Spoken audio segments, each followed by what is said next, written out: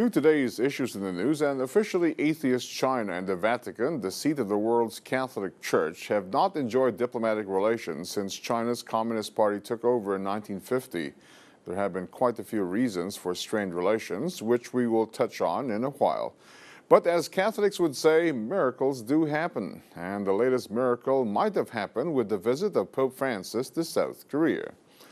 Relations between China and the Vatican may see an upswing. Well, this after Beijing gave permission for Pope Francis to use Chinese airspace on his flight to South Korea.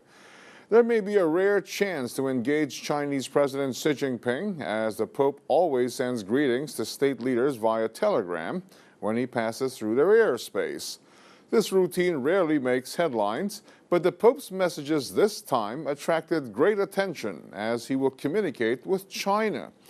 Beijing refused to allow then Pope John Paul II to cross Chinese airspace. Well, that's when he was on his way to South Korea in 1989. Observers see this papal flyby as a small step forward in improving relations between the Vatican and China. Pope Francis is the first pope to disclose that he received a reply from the Chinese leader to whom he wrote letters. The Pope said he exchanged letters with Xi in March 2013. Another analyst said that both China and the Vatican have changed greatly over the years, despite their conflicts in the 1950s. Well, the Pope's message was, and I quote, "On the occasion of entering China's airspace, I send good wishes to you and your people for peace and happiness." Yes, that's encouraging. But the thorny issues remain. For the Vatican, the main stumbling block is China's insistence on naming bishops without papal consent. Catholic churches in China have no affiliation to the Vatican, meaning that the appointments of new cardinals and archbishops in China are made independently of the Holy See. Likewise, Chinese cardinals were not seen in the March 2013 conclave that elected Pope Francis following the resignation of Pope Benedict.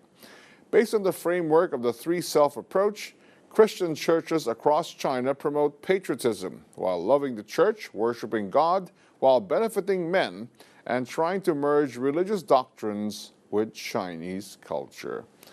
But there was some unsettling news when Pope Francis arrived in South Korea. He was informed by South Korean Catholic Church officials that about half of more than 100 Chinese who had planned to attend an Asian Youth Day event were unable to attend due to what they said was a complicated situation inside China.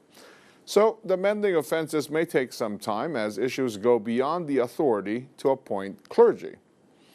There are three major obstacles for Sino-Vatican relations at present: the appointment of bishops, the Taiwan issue, and the canonization issue.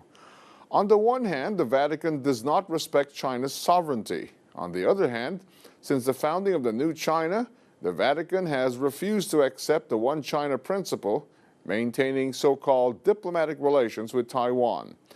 In addition, in 2006, Vatican authorities chose foreign missionaries who allegedly committed hideous crimes in China, and their followers were made saints.